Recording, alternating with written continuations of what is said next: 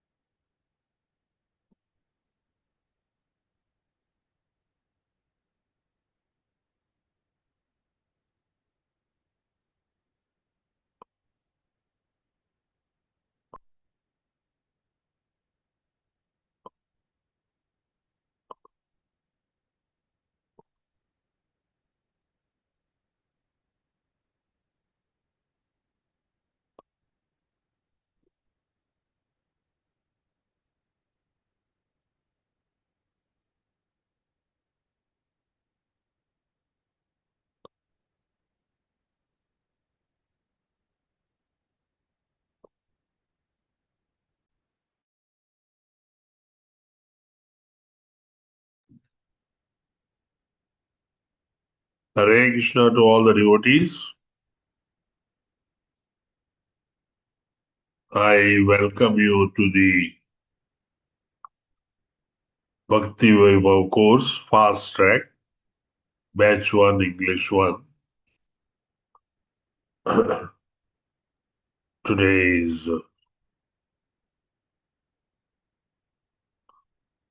19th of February 26, and we shall be taking some part of the overview of Canto 1.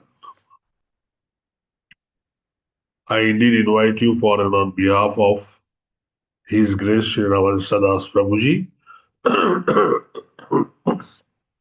And as you know, this course has been organized and conducted by the Radha Govinda Temple ISKCON Mangalore Kulai.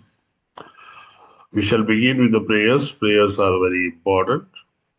We need the mercy of the Lord, and we need the intelligence to understand His message clearly so that we can put that message into our life and practice and go back to Godhead successfully as recommended by Srila Prabhupada. Om Ajnanatimirandasya Gnananjanashalakaya Chakshurunmilitam Yena Tasmai Shri Gurave Namaha. Shri Chaitanya Manovistam Sthapitam Yena Bhutale Swayam Rupa Kadamayam Tadati Swapadantikam Vandeham Shri Guru Shri Yutapadakamalam Shri Gurun Vaishnavasya Shri Rupam Sagrajatam Sagar Raghunathanvitam Tam Sajivam Sadvaitam Savadutam Parijana Sahitam Shri Krishna Chaitanya Devam Shri Radha Krishna Padana Sagar Lalita Shri Vishakhanvitasya हे कृष्ण करुणा सिंधो दीनबंधो जगतपते गोपेश गोपिका कांत राधा कांत नमोस्तुते तप्त कांचन गौरांगी श्री राधे वृंदावनेश्वरी वृषभानुसुते देवी प्रणमामि हरि प्रिये वाञ्छा कल्पतरुभ्यश्च कृपा सिन्धुभ्य एव च पतितानां पावनेभ्यो वैष्णवेभ्यो नमो नमः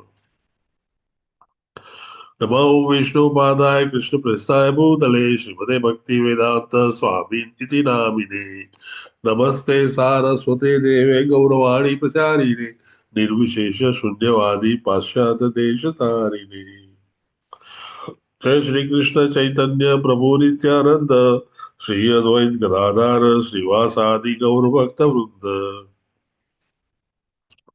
Hare Krishna, Krishna Krishna, Hare Hare, Hare Rama, Rama Rama, Hare Hare.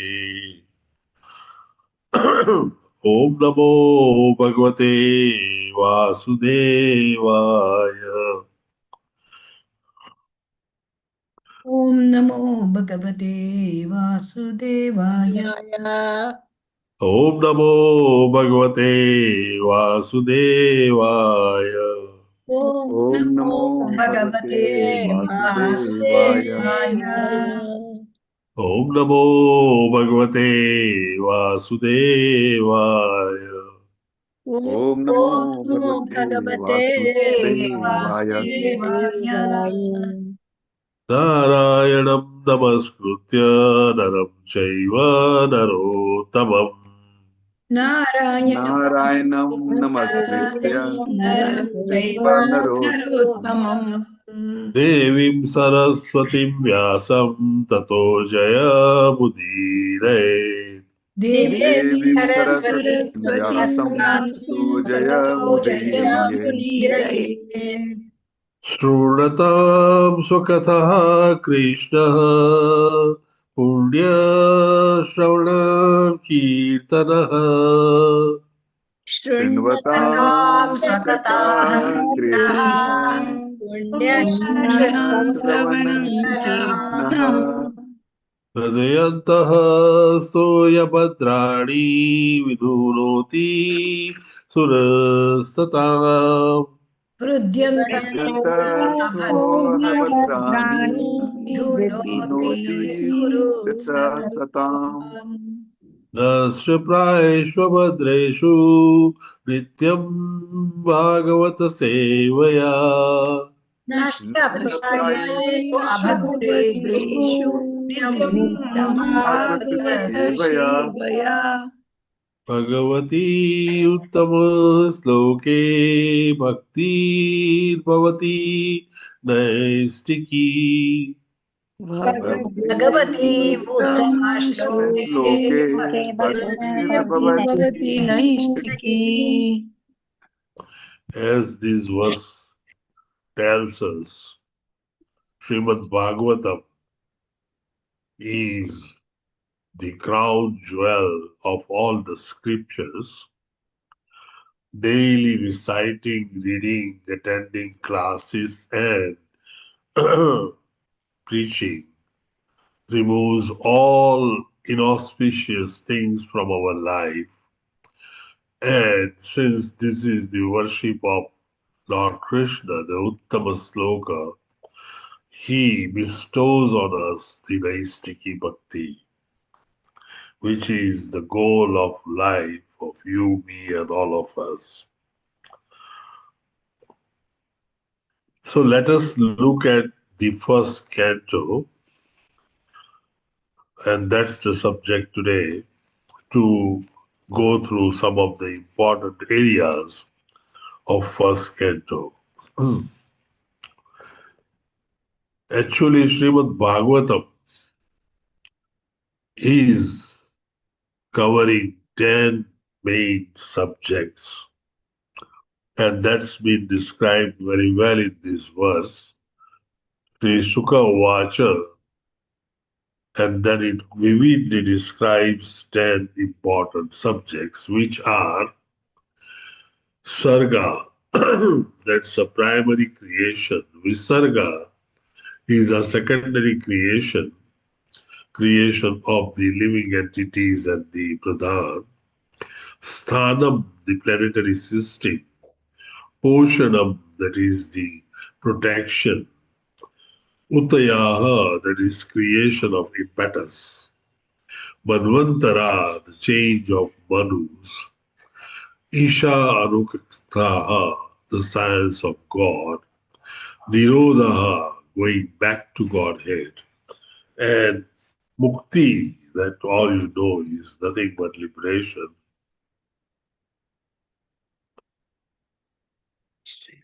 And lastly, Ashraya, which is very important, that is Sambodham.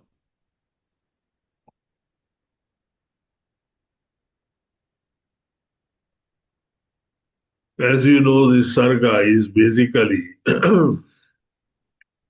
the elements which constructs the material manifestation. And these gross elements are, as you know very well, the Panch Mahabhuta, 10 mantras, and the 5 senses of knowledge acquiring. This makes 15, and when the mind or the Sukshma Sharir or subtle body is added to it, it makes 16 elements. These 16 elements are created by the Purusha incarnation of Mahavishnu. The 10th subject, as we described, is Ashraya, the supreme shelter. The transcendental Sri Krishna is the 10th subject of Srimad Bhagavatam. And in order to properly describe him, Sri Vyasa Muni has explained the other 9 subject matters.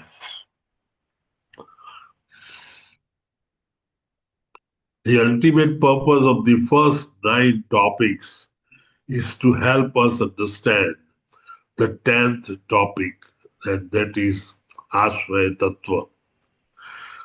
The first 9 topics deal with the Supreme Lord Krishna's various energies, expansions, majesty, and greatness. Understanding them helps us better appreciate his personal attributes and activities with his dearest devotees as described in 10th Canto. Without understanding the first 9 topics, one might perceive the pastimes of Krishna in the 10th Canto as ordinary events. This is very important, and that's why we all go step by step from Canto 1 to Canto 10. As you know, Srimad Bhagavatam is considered to be the Granth avatar of Lord Krishna. When Lord Krishna left for his heavenly abode, he left Srimad Bhagavatam, entirely taking shelter in Srimad Bhagavatam.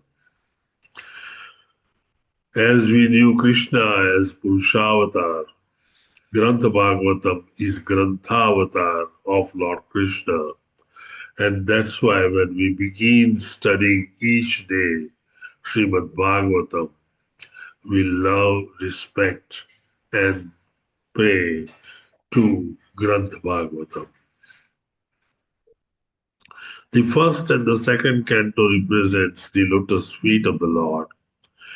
Third and fourth canto represents the thighs of the Lord. Fifth canto is the navel.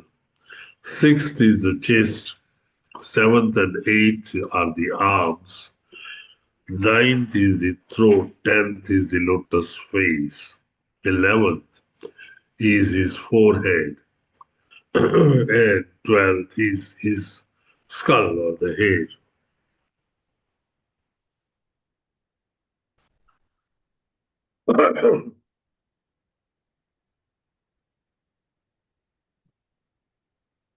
Glories and significance of Srimad Bhagavatam has been very, very important thing.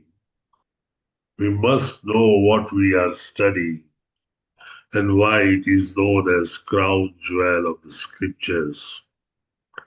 You all are aware that Srila Prabhupada loves to say that Bhagavad Gita is graduation and Srimad Bhagavatam is post-graduation.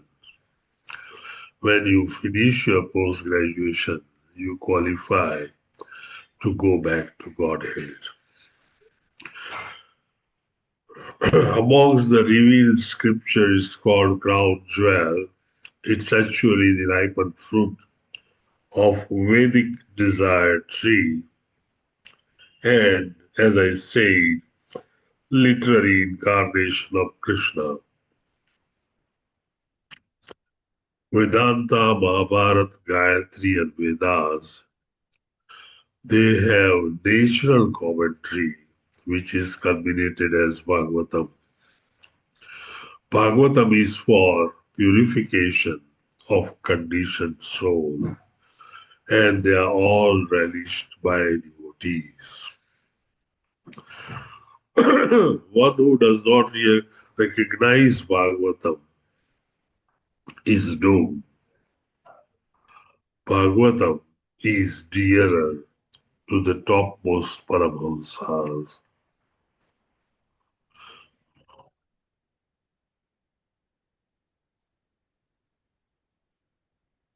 First canto is the creation of the material manifestation. And this first canto describes the principles of creation. It actually describes the purpose of Srimad Bhagavatam to depict, inspire, and awaken pure and unmotivated love of God. Through various narrations, we witness this pure love being exhibited by different devotees who all ultimately attain the absolute perfection of life.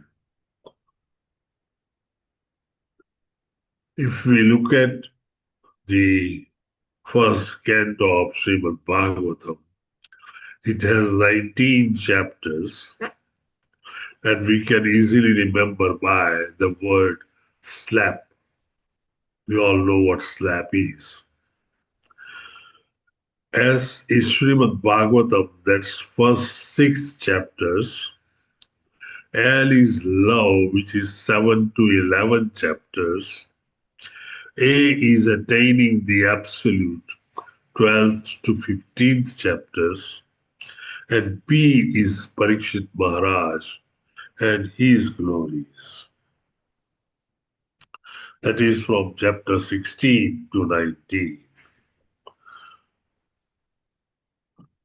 What is as Srimad Bhagavatam, first 6 chapters describes various parts of Srimad Bhagavatam. Glorious Bhagavatam is described in chapter 1.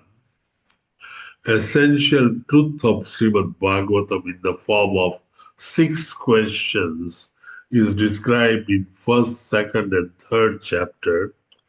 The goal of Bhagavatam, Lord Krishna, is described in third chapter, and the history of Bhagavatam, 4 further questions are described in chapter 3 and 4, and compilation of Bhagavatam is described in 4, 5, and 6 chapters.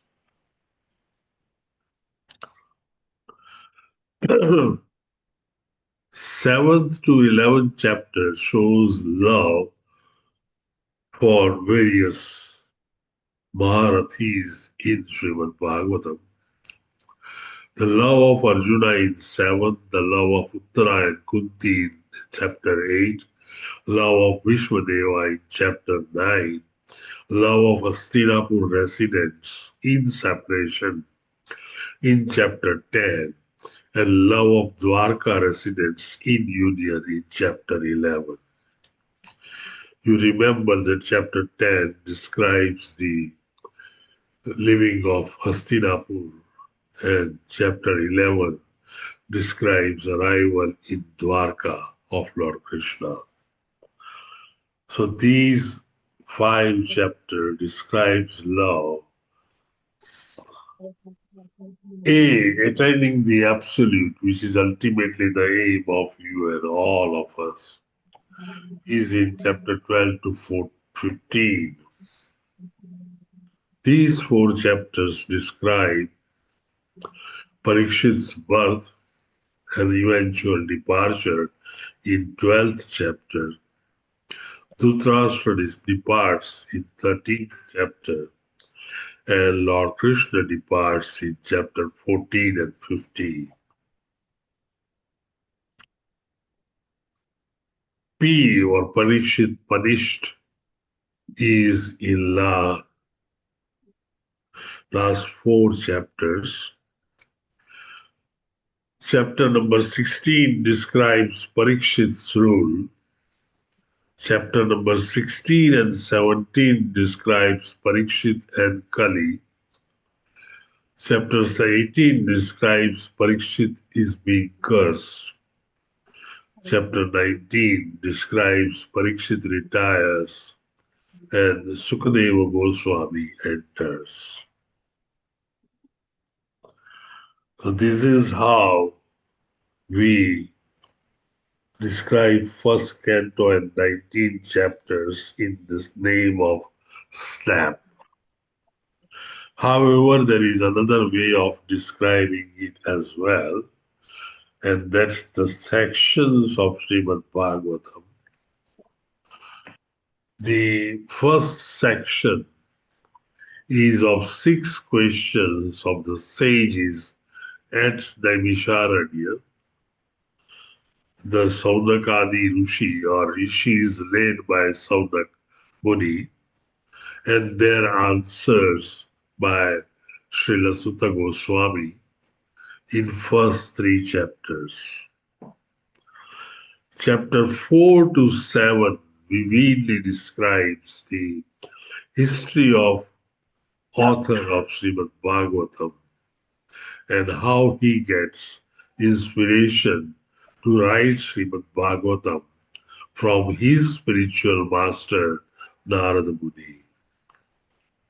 You know the detailed story that at the end of writing all the scriptures in great detail, Vyasadeva is not still feeling satisfaction and satiation of the kind that he should feel in his heart. At that point in time, his spiritual master arrives to his ashram and instructs him to write more in detail about Lord Krishna, Krishna Katha, and pure devotional service as a chosen path in great detail and limit the extension of Karma Kanda that has been written previously extensively. This goes on from chapter 4 to 7 up to verse 11. And history of Maharaj Parikshit has been described. Maharaj Parikshit had been the Uttaradhikari of Yudhishthira Maharaj and the great Pandavas who won the Kurukshetra war in spite of all limitations, because they were on the side of Dharma. They were having the knowledge and they knew the science of Krishna and the transcendental knowledge. Birth of Maharaj Parikshit chastising Kali, Maharaj Parikshit's meeting with Sukadeva Goswami are described in chapter from 7th chapter, 12th verse until the last chapter.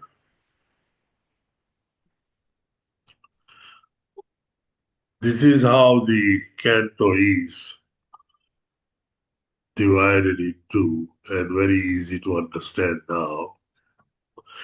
The first 3 verses of Srimad Bhagavatam are very important as each one describes different things that you are going to ultimately see in the whole Srimad Bhagavatam. Verse number 1 describes the glorifications of Srimad Bhagavatam and also the Lord.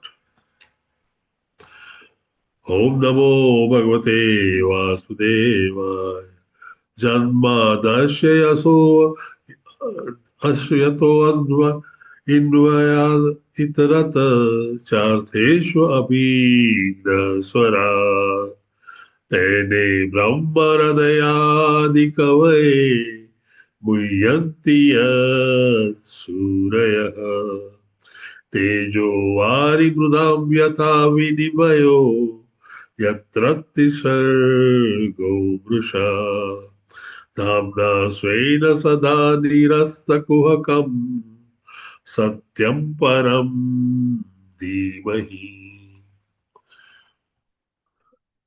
This describes the 7 most important characteristics of Lord Krishna or the Absolute Truth.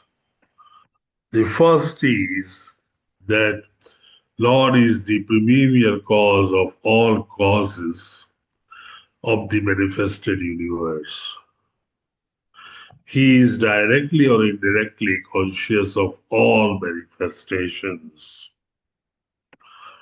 He is completely independent. He is first imparted the Vedic knowledge unto the heart of Brahma, and because of him, the great sages and demigods are placed into illusion.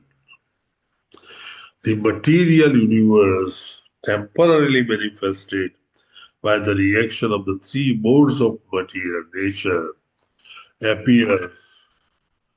appears factual, although it is an illusion and unreal.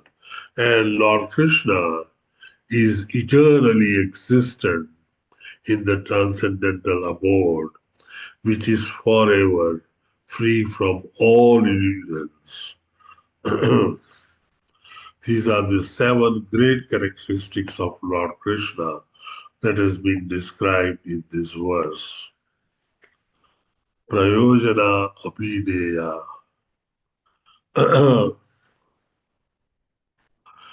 And Sambandha. So this is the Sambandha, and this Sambandha is with Lord Krishna. The second verse is equally important.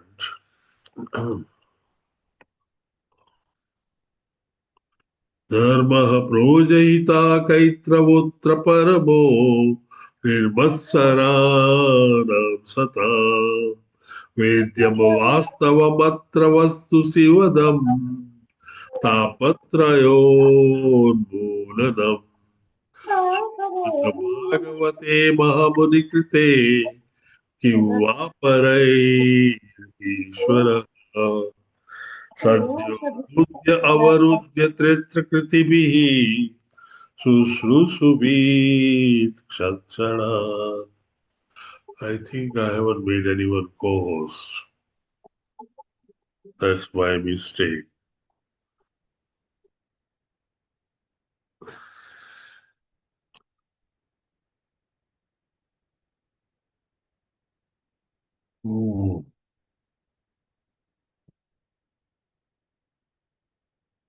Madhumai Mataji, can you raise your head?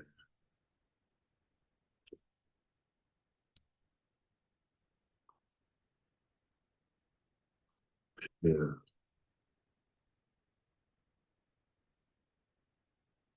Mataji, you are the co-host, please. Okay, thank you, Prabhuji. I'll look after. Thank you, Mataji.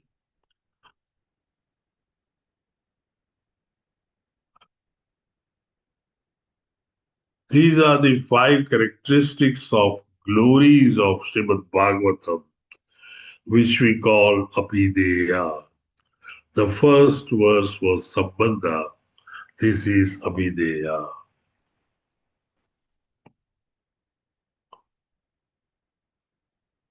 Dharmaha projahita kaitavo. The Bhagavatam completely rejects materially motivated religion.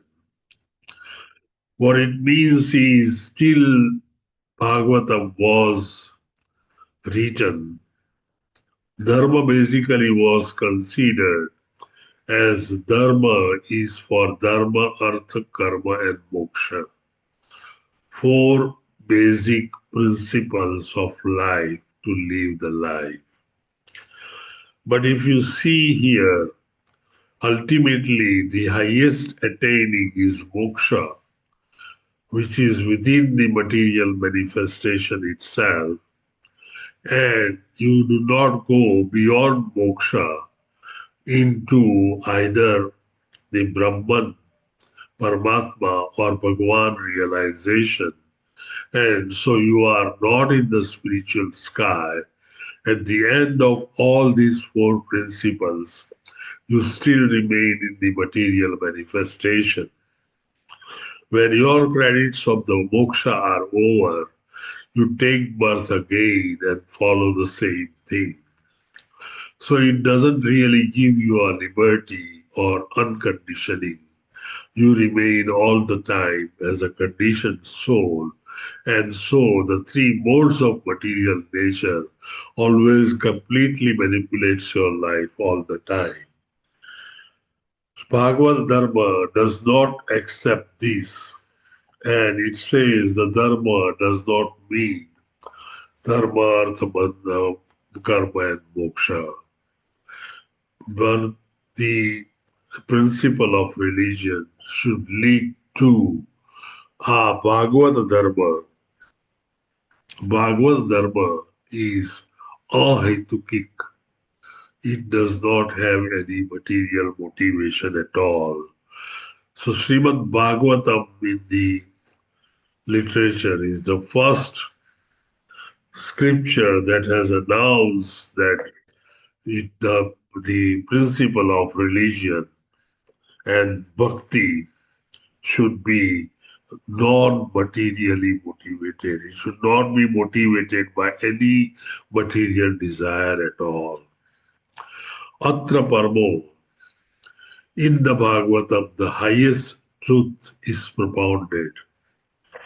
Nirmitsaranam Saram Vidyam. The Bhagavatam is understandable by pure devotees who are pure at heart or non-envious.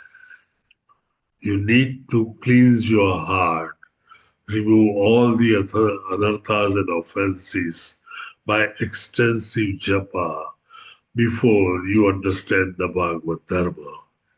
Vatsava matra vastu sivadam. The book distinguishes the highest reality from illusion for the highest welfare of all. And susrusubhit tat kshanat.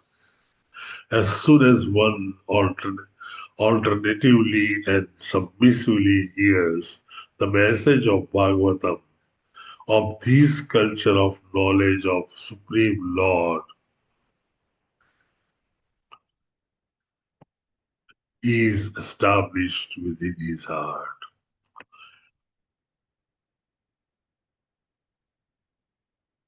So this is Abhideya, and lastly is Prayojana, or the goal.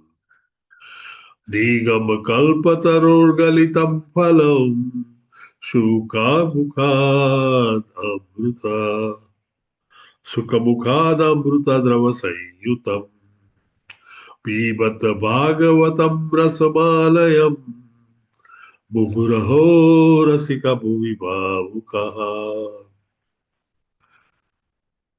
Srimad Bhagavatam is a desired tree, what we call kalpataru or kalpatarur. It can fulfill all desires, both material necessity and spiritual realization. Knowledge covering all areas to keep body and soul together. It's quite an extensive. There are 12 cantos, 553 chapters, and some 18,000 verses. It gradually raises one to a spiritual platform. And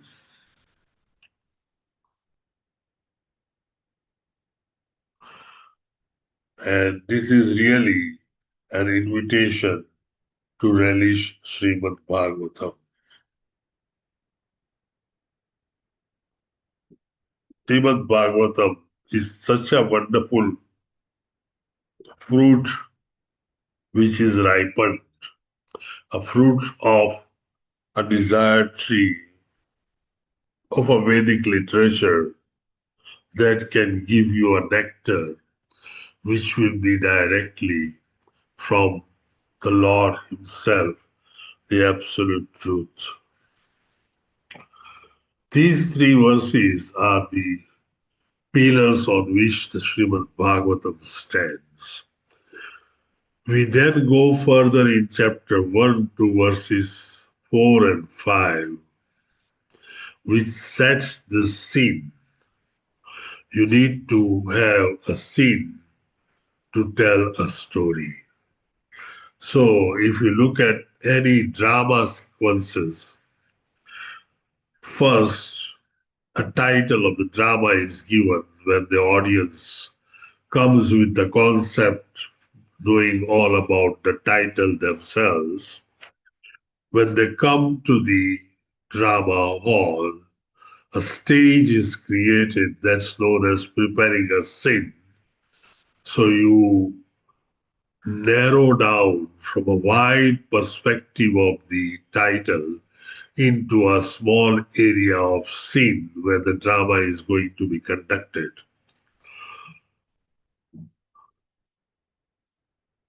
Saunaka and the sages assemble at Naimisharanya to perform 1,000-year sacrifice. And sages made inquiries with great respect to Srila Sutta Goswami. You know the background story that Maharaj Pariksit was cursed and Sukadeva Goswami enters Hastinapur at this time. And, Indraprastha. And at the shores of the Yamuna river, Sukadeva Goswami also comes, and both of them meet on the shores of river. That's where they sit down, and that's where Parikshit Maharaj realizes the intent of the Lord to hear Srimad Bhagavatam. When the entire Srimad Bhagavatam was spoken by Sukadeva Goswami, who learnt it from Vyasadeva, and that was heard by Parikshit Maharaj. And besides Parikshit Maharaj, there were the sages, Paramhamsas, devotees, and so many people from around the universe. That also included Suta Goswami. Suta Goswami is the son of Romana Hansa, a very learned scholar. And thus Suta Goswami heard Srimad Bhagavatam primarily from Sukadeva Goswami, who heard Srimad Bhagavatam primarily from his father Vyasadeva, who actually wrote Srimad Bhagavatam under the instruction of his spiritual master Narada Muni, who had heard Srimad Bhagavatam from Lord Brahma, who was his father. So if you look at the disciplic succession, Brahma goes to Lord Krishna, who injected Srimad Bhagavatam into the heart of Brahma. Verses 6 to 8 glorifies Suta Goswami. He is free from vice, heard scripture from proper sources, and explained them. Well versed in the theistic and other philosophies, and is always submissive and gentle disciple. Next comes 6 questions, which are the basic questions on which the whole Srimad Bhagavatam stands. You know and now aware very well that entire Srimad Bhagavatam is in the form of conversation, and there is no way better than writing a literature in the form of conversation. The other aspect of writing is also writing by debate, but the debate leads to an extensive argumentative stage of fighting, whereas conversation always leads to a kind of a friendship and friends talking to each other.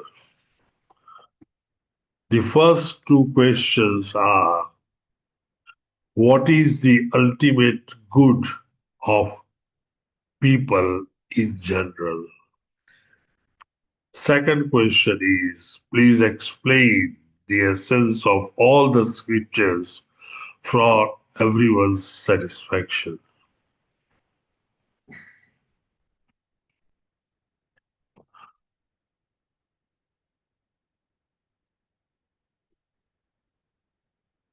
Text 12 describes the third question. Why did Krishna appear in the womb of Devaki? And fourth question is, tell us about the adventures of Lord performs in his incarnation or creation. Question number 5 is, tell us about pastimes of the Lord in his multi-incarnations. So these are the questions that has been asked by all the sages led by Saunaka Rishi. And these questions were subsequently answered. And of course, the last question is, where did the Lord take shelter after his departure? Or after Krishna's departure, where have religious principles taken shelter? If you look at the questions, these questions are for people at large. And for that reason, it includes as many as possible in generalizing the question. In other words, Lord Krishna is looking at the qualities that we develop, that we look for goodness for all and not for yourself or for one or two other persons. Your character, your development, your personality should ooze in such a way that you are trying to find reasons and solutions for everyone that exists as living entity in the material manifestation. Krishna likes those kind of characters, and Krishna is virtually a slave of these kind of devotees.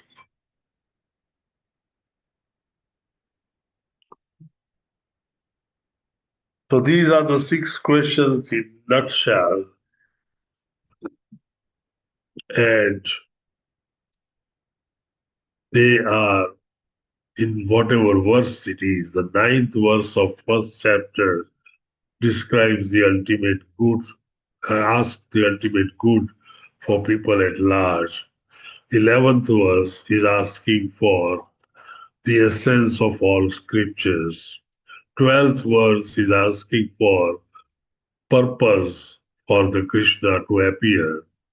17th verse describes, asks about the incarnations and avatars.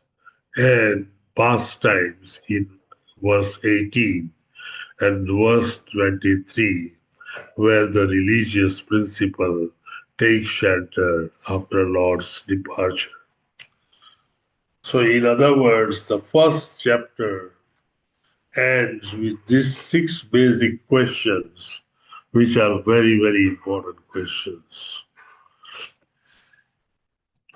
Now, as we go further and seek the answers, we must realize few things. Number one is qualification to receive transcendental knowledge. And this qualification, we should all have it as we are seeking to receive this transcendental knowledge of Srimad Bhagavatam. Eagerness, sincerity, hearing from the right source, approaching with respect, submissive, and hearing step by step. So these are the 6 principal qualities or qualifications that we must have before we start studying Srimad Bhagavatam. The qualification to speak transcendental knowledge. These are the things that we must all have when we start preaching Srimad Bhagavatam. No material motive. I will preach there for 3 hours. And then if I ask for a cash or a kind of a favor, that is known as material motive. The preaching should not have any slightest intentions of material motive. It is done to please Krishna. It is done because Krishna likes it, and it is done because I love Krishna. Free from vice. It's not that in the evening you go and have a nice dinner somewhere and have nice party, get up in the morning and start preaching. You got to be pure and you got to have the pure behavior before you start preaching. One must be Goswami. Goswamis always wake up early before Suryodaya. They usually wake up at about 3, 3:30 or 4. They clean themselves up. They take bath. They prepare themselves with the tilaka and other things. And then they start with their spiritual daily routine. Before around 5 or 6 o'clock, one goes for preaching.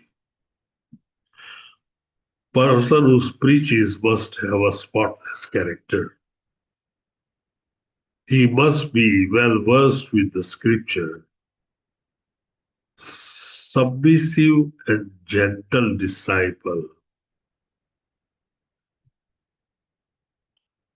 and stick to the path of predecessor acharyas. If I am trying to preach something, you all very well know that all I have learned is from my gurus, my acharyas, and my siksha gurus and spiritual masters. So everything that I preach must have scent and sense of the teachers and acharyas that I have. Nothing is mine, and that must be understood very, very clearly. And thus, all the teaching that is done by most of the preachers follow strictly the footsteps of the acharyas and the scriptures. In other words, I am not entitled to allow with my presumptions, my opinions, my description. It must be the opinion, description, and principles of the previous acharyas, and I could and I must be able to detect and denote the references when asked for. And that's why at the end of the lecture, many a times I say that all the good words and the words that you liked being spoken are the words of my Siksha Gurus, my Acharyas, and my spiritual master. Only the mistakes are mine, and that should be corrected and forgiven to me. So these are the 7 basic qualifications before one becomes a preacher.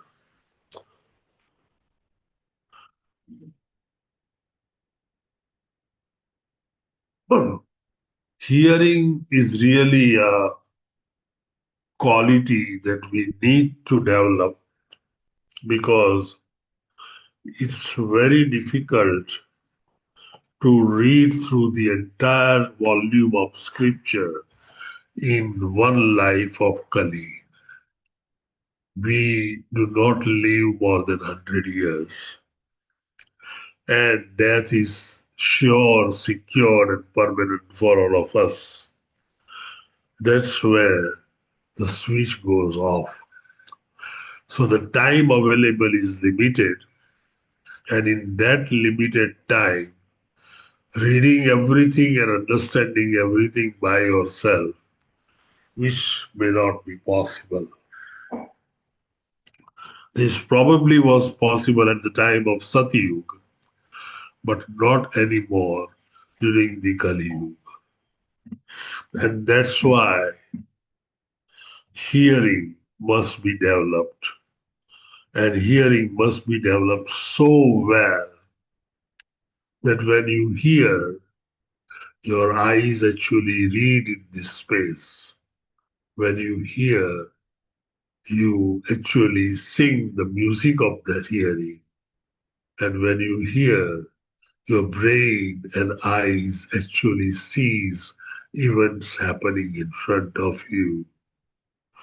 When such bhavatmak hearing starts, that's where your learning becomes very quick.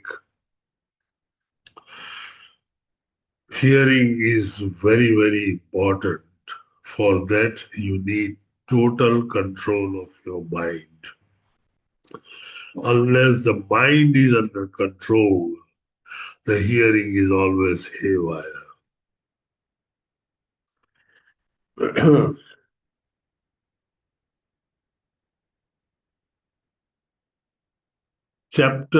Second chapter vividly takes you through the answers of the questions.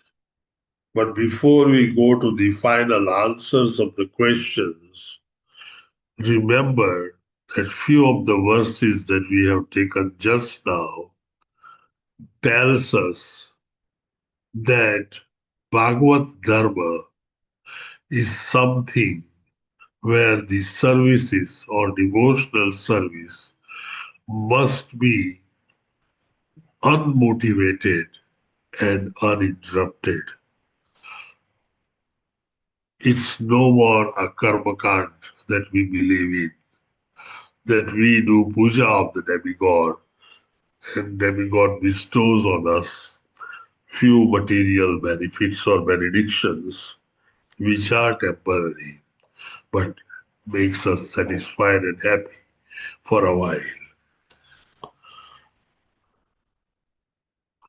So the first basic principle is the devotional service or bhakti marg that we are going to see and describe later on must be unmotivated and uninterrupted.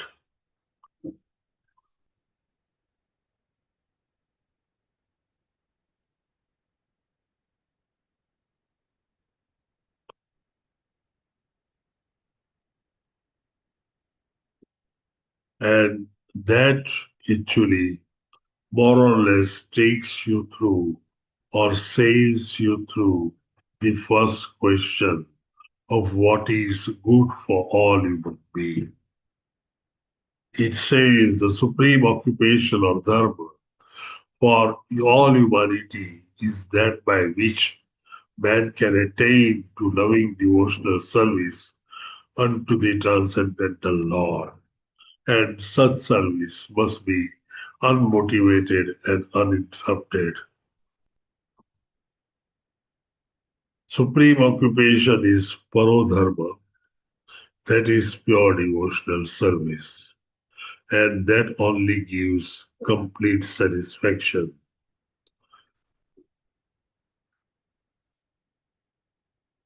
Srila Prabhupada has put this into a practice and for us created even a simpler pathway, a process of Krishna conscious movement.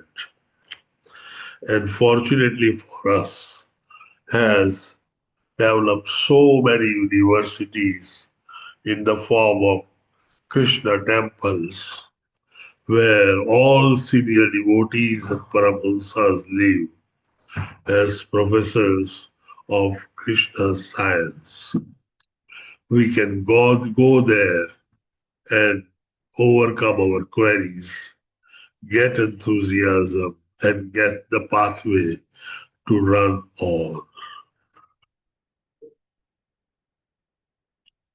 The second question is being answered subsequently is by rendering devotional service to the Supreme Personality of the Godhead, one immediately acquires causeless knowledge and detachment from this material world.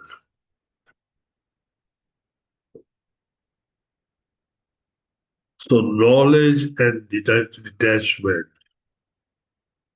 abhyas and vairagya are very important. So the question 1 and 2, ultimate good of the humanity and essence of all scriptures, the answer is bhakti and the process of bhakti. They are described in 6th and 7th verse of chapter 2 and 29th verse of chapter 2. So the answer to the ultimate good for the humanity is bhakti, and essence of all scripture is the process of bhakti or devotional service.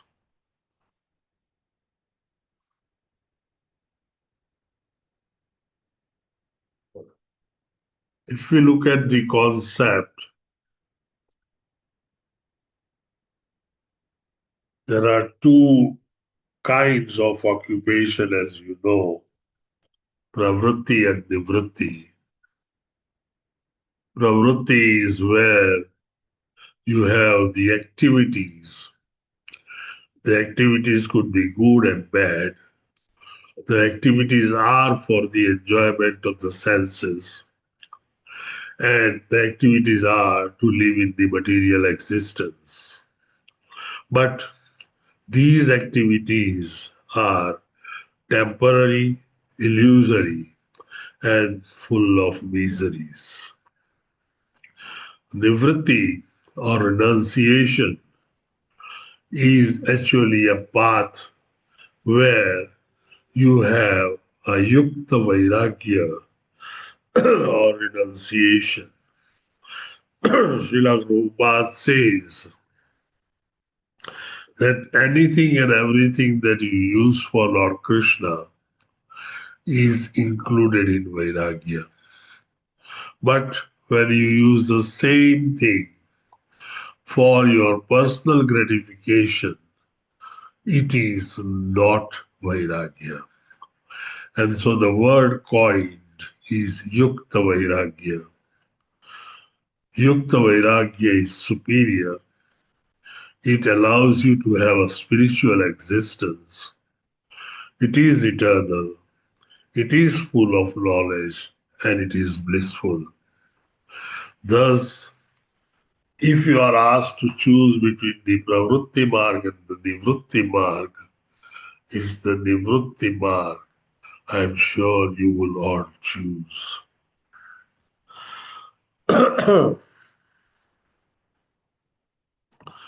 Change of concept from bodily concept to the concept of the soul is very vital in the initial stages, what we call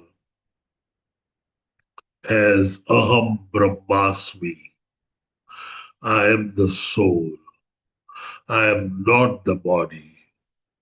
You got to remember that the body has come as just a covering to perform the wishes and desires of the soul. And thus, these bodies temporary, elusive. And when you clean your body, you are not cleaning the bird, but you are cleaning the cage of the bird. Bird remains as dirty as the bird was. Similarly, when you go with the concept of the body, your life is very similar to the carrot hanging in front of a donkey or a running human being or an executive. He is running after a dream, and that dream never fulfills. This dream, I many a times feel like comparing with our advertisement industries. If they are building apartment blocks, they never show you the apartment blocks or apartments. They show you a nice garden, a beautiful swimming pool, a nice children play garden, because these are the things you are never going to find in your apartment. So all is shown as you wish, but they do not exist in something that you are buying. This is very similar to the definition of a politician.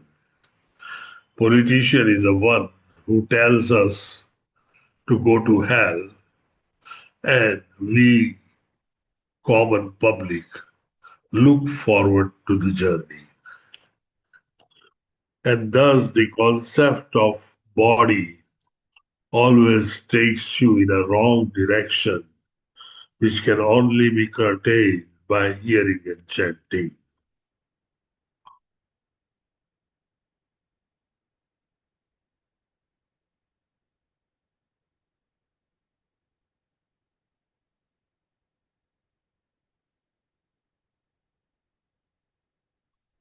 You learn many other things which are not really.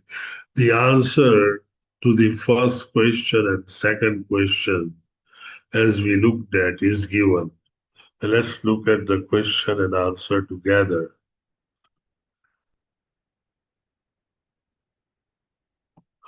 Before we go to the last chapter.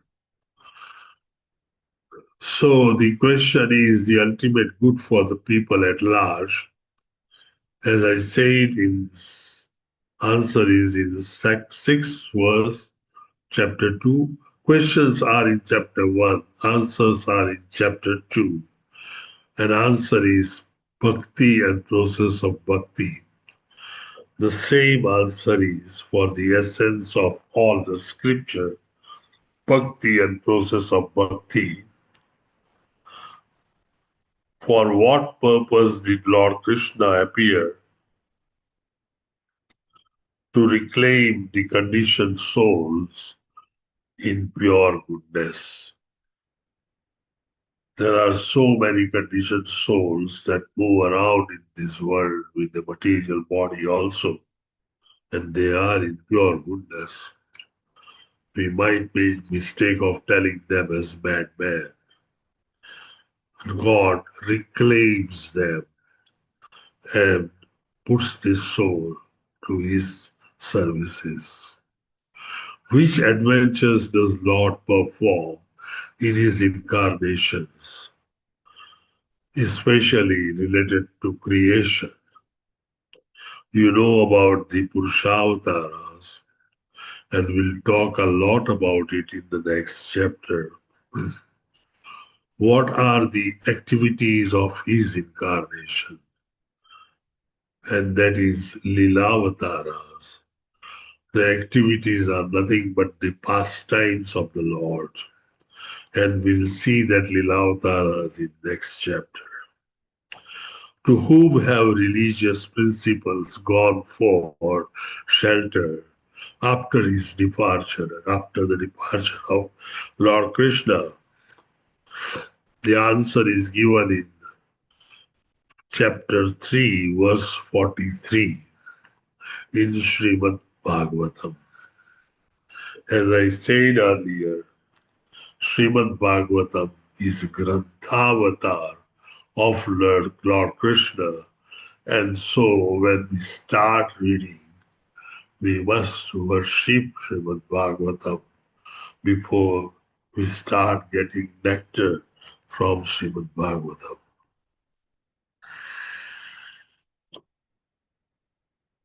The last chapter for today is where we are going to describe Purusavatar, Lilavatar. The first five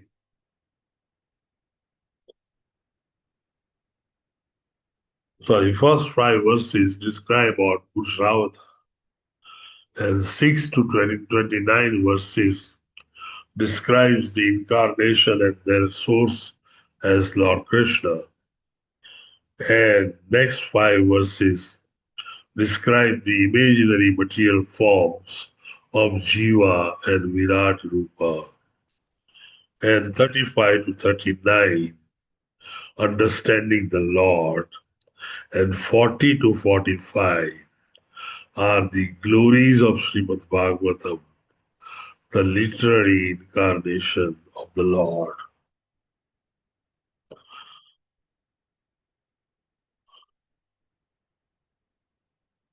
We just went through the Avatara, the 6 questions. Purushavasaras are mainly described in this slide very well, which we have seen many a times before. The Krishna, Lord Krishna, is the cause of all the causes and is the source of all the incarnations, expansions, etc. Lord Krishna expands into Baladeva, and so there is no difference between them. That ultimately causes incarnation of first Sankarshana. Sankarshana includes Vasudeva, Pradyumna, and Aniruddha, and that ends up into Narayan, who has second Sankarshana, again with Vasudeva, Pradyumna, and Aniruddha. That ends up into Mahavishnu or Karanodakshaya Vishnu, who sleeps at the Anantashesha at the bottom of causal ocean. And during his Nindra pastime, he creates the material manifestation through his breathing and the pores of the skin, where the multiple universes come out. These Karanodakshaya Vishnu then goes in to become a Garbhodakshaya Vishnu. We'll look into that, and then the Kshirodakshaya Vishnu. So these are the Purushavataras, of Lord Krishna.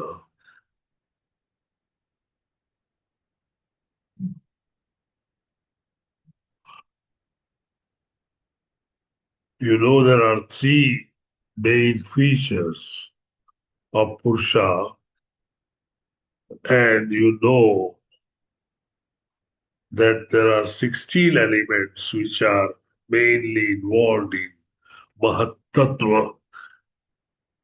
People go and describe up to 24 elements, and all of them are right. Only thing is they are describing about different stages. In the earlier phase, 5 gross elements, 5 gross knowledge acquiring senses, and 5 working senses, plus mind makes 16 elements. When you add Panchamahabhuta becomes 21 elements. And when you add Ahankara and intelligence, then that makes 24 elements.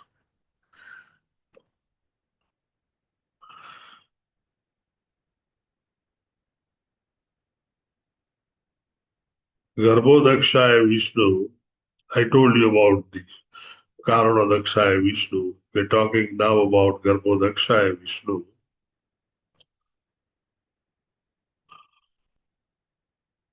Garbhodakshaya Vishnu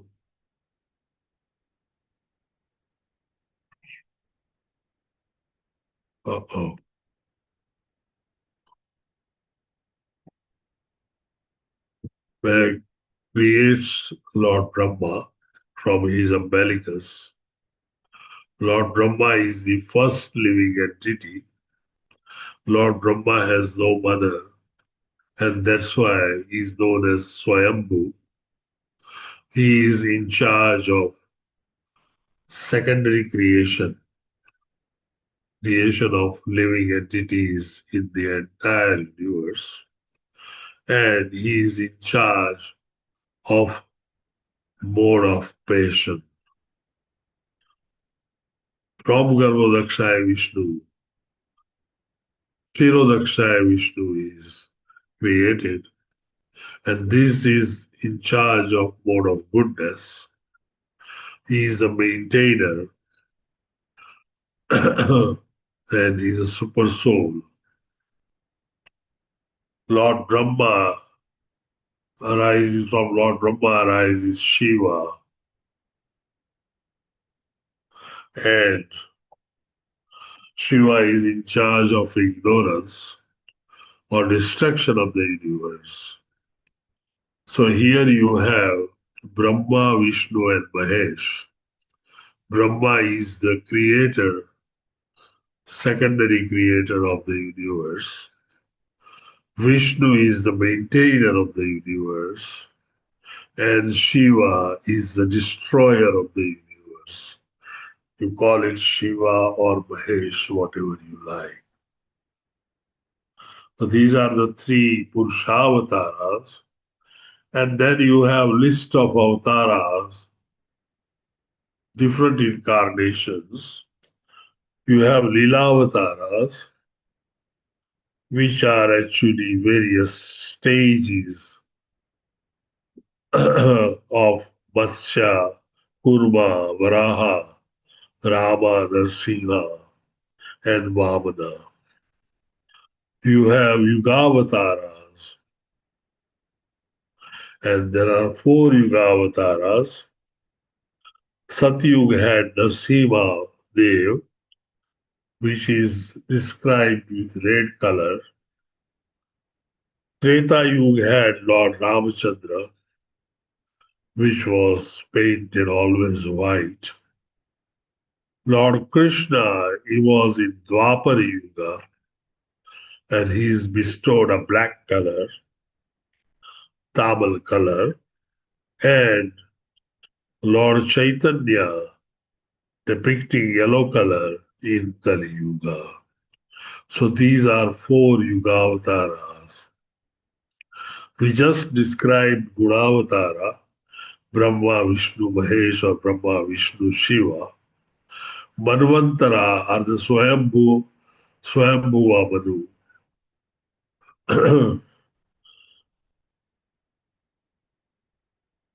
And Vaivashva Manu. And Satyavesh Avatara. We're going to come across three of them at least. And they are Kumaras, Narada, and Prithu Maharaj. Satyavesh avatars are one which takes incarnation with a specific purpose, comes with the qualities and characteristics to serve that purpose, and when the purpose is over, they leave the planet Earth.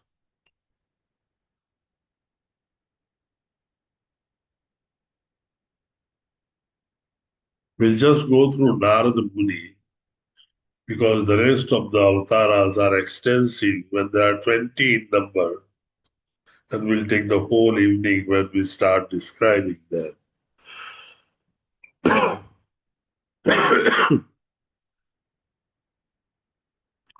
Narada Muni appears in every canto of Srimad Bhagavatam. Narada Pancharatra are very famous for the karmis, for the devotional service. He's transformed Dhruva, Prahalada, Pachetas, King Patina Barisat, King Chitraketu, and instructed Yudhishthira.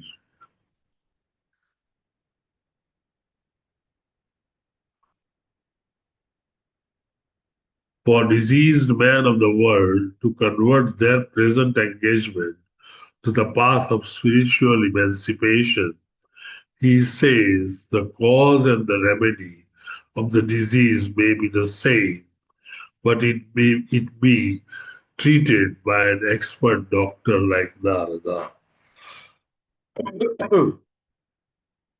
If you take sweets made of milk and there is some kind of fungus or microbes growing in that sweet milk, you get kind of a food poisoning.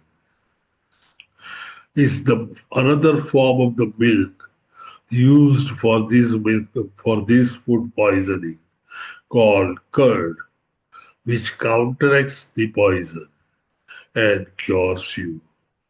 This is exactly what Sri Narada Muni describes here. The cause and remedy may be the same, but it needs to be prescribed by a doctor or by a spiritual master. That's what Narada means.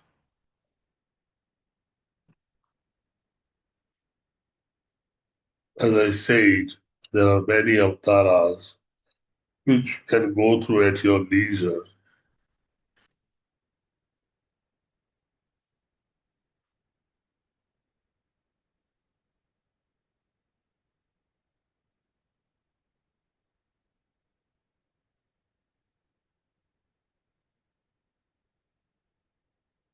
So in short, first two chapters describe about 6 basic questions, have the 6 basic answers, and third chapter describes all about various incarnations, that all incarnations and expansions, the source is always Lord Krishna.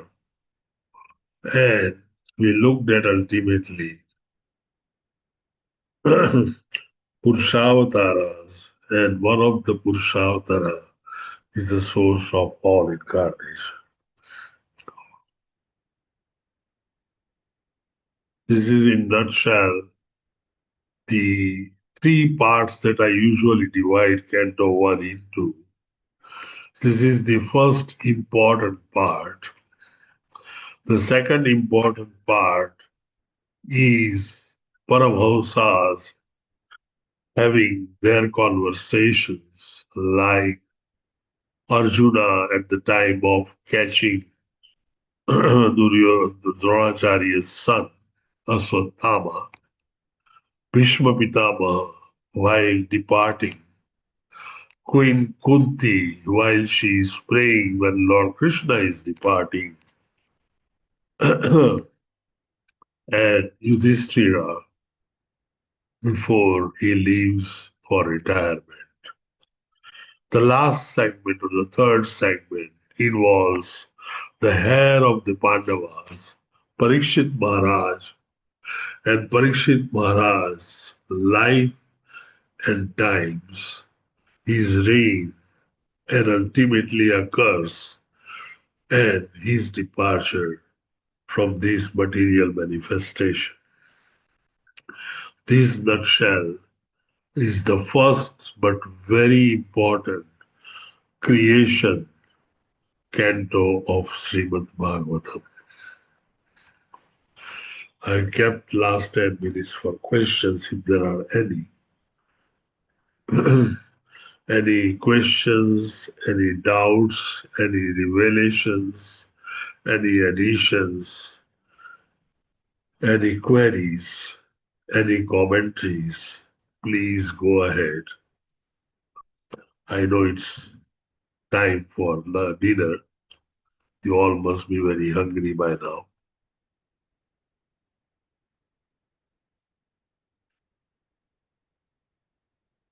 If there are no further questions, no commentaries, no revelation, no doubts, then, as John F. Kennedy always said, there are only two results if there are no questions at the end of a lecture.